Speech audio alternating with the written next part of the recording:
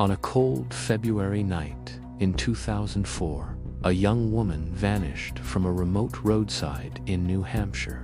Her car was found, locked, with a strange rag stuffed in the tailpipe. But Maura Murray herself was gone. No witnesses, no body, no ransom note. Just a void that has swallowed every clue for 2 decades. This is the story of one of the most baffling and haunting disappearances in modern American history. A story that began not on that dark road, but days earlier, with a series of strange decisions made by a young woman seemingly at a crossroads in her life. Who was Maura Murray?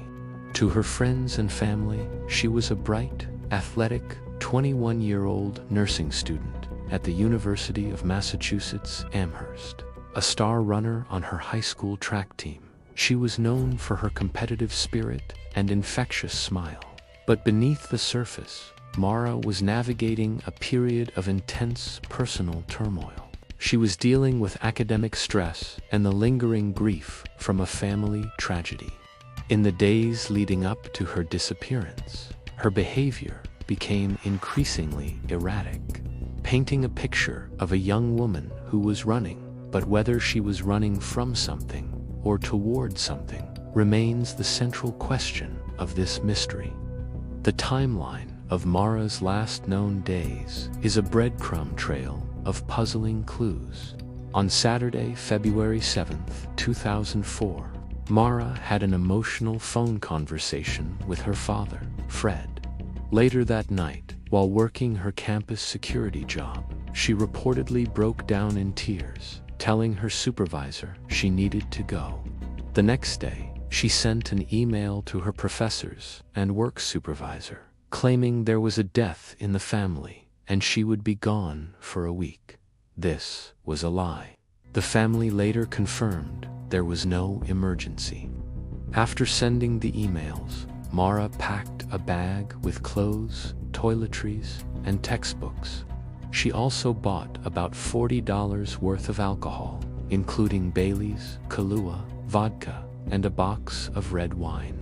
She then withdrew $280 from an ATM, nearly all the money in her account.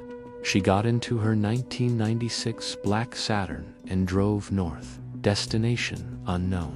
Her last known communication was a voicemail she left for her boyfriend, Billy Rausch, simply saying, "I got your messages. I'm not.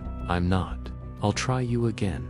On Monday, February 9th, around 7:30 p.m., on a dark, winding stretch of Route 112 in Haverhill, New Hampshire, Maura's Saturn crashed into a snowbank. A local school bus driver named Butch Atwood was driving by and stopped to help. He saw a young woman, who he later identified as Maura, outside the car. She wasn't visibly injured and told him she had already called AAA for a tow. Atwood knew there was no cell service in that area. He offered to call the police for her from his home just 100 yards down the road. She pleaded with him not to, saying she'd already called for help. Despite her request, he felt uneasy and called 911 when he got home. At 7:46 p.m., police were dispatched to the scene. The first officer, Cecil Smith, arrived in less than 10 minutes, but when he got there, the Saturn was locked and Maura Murray was gone. Inside the car, police found an open box of Francia wine with a red stain on the driver's seat and an empty beer bottle. In the back seat were her packed belongings. Most strangely, a rag had been stuffed into the car's tailpipe. Was it something Maura did, trying a trick she learned from her father to prevent exhaust damage?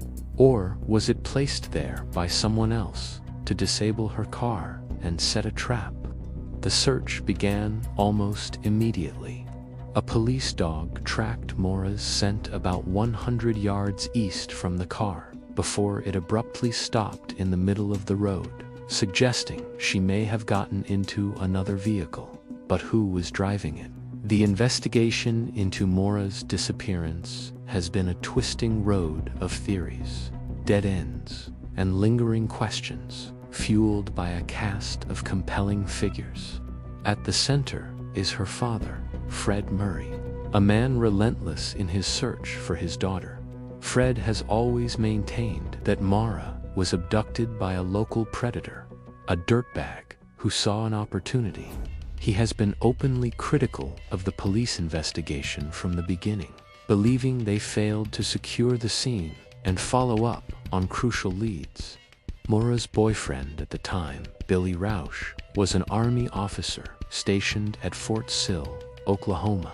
He was the last person to receive a call from her. He flew to New Hampshire as soon as he heard she was missing and was questioned extensively by police. He passed a polygraph test and was officially cleared of any involvement.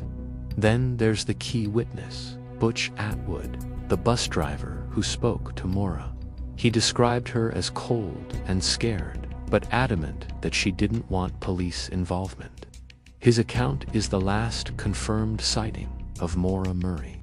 The first responding officer, Cecil Smith, also became a figure of speculation, especially after it was revealed that his police cruiser was facing away from Maura's car when another witness drove by.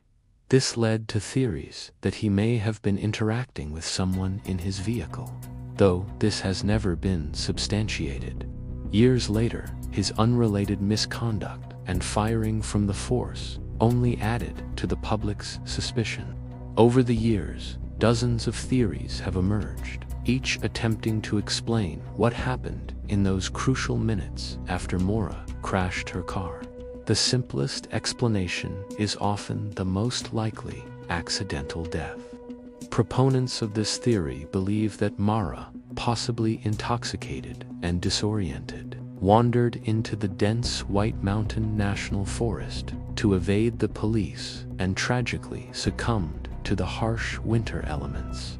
The canine track leading into the woods seems to support this. However, after 2 decades of extensive searches by law enforcement, volunteers, and private investigators using advanced technology like ground-penetrating radar, not a single trace of Murano clothing, no bones, no belongings, has ever been found. Another prominent theory is that Maura chose to disappear. Was she staging a new life? The packed car, the cash withdrawal, and the lie about a family emergency all point to a planned departure. Perhaps the pressure of her life had become too much, and she wanted to escape it all, but her family finds this impossible to believe. She was extremely close to them, and, they argue, would never voluntarily put them through this kind of unending pain. Furthermore, starting a new life without a trace in the digital age is exceedingly difficult. No one has ever reported a credible sighting. That leaves the most sinister possibility: foul play. Did a predator happen upon Maura on that dark road, or was someone following her?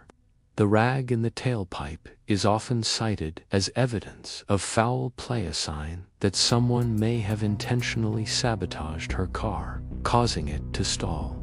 Her father, Fred, has long suspected that someone local picked her up, offering help only to harm her. He points to a nearby farmhouse where, according to a tip, Maura may have been taken after the crash. Police searched the house years later, taking samples from a closet, but the results were inconclusive. The speculation doesn't stop there. Darker, more complex theories involve a police cover-up or a hit-and-run, where a local accidentally struck Maura and hid her body to avoid consequences. Every detail, from the position of the police car to the lost scent trail, has been scrutinized by an army of online sleuths.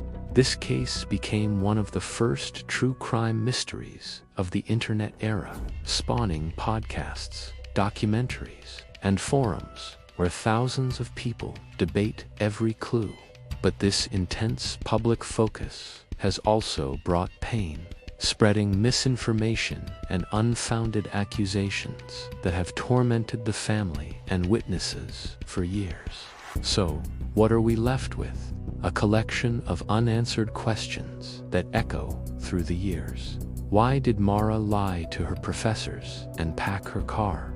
Was she meeting someone in the White Mountains? If so, who? Why did she refuse help from the bus driver and plead with him not to call the police?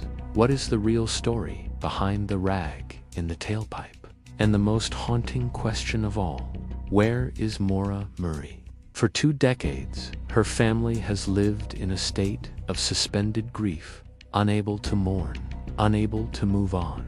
They continue to fight for answers, holding out hope that one day a piece of information will surface and break the case open.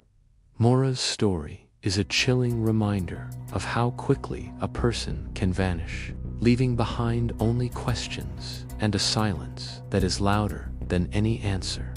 She is not just a mystery. She was a daughter, a sister, a friend, and somewhere out there, the truth of what happened on that cold February night is waiting to be found.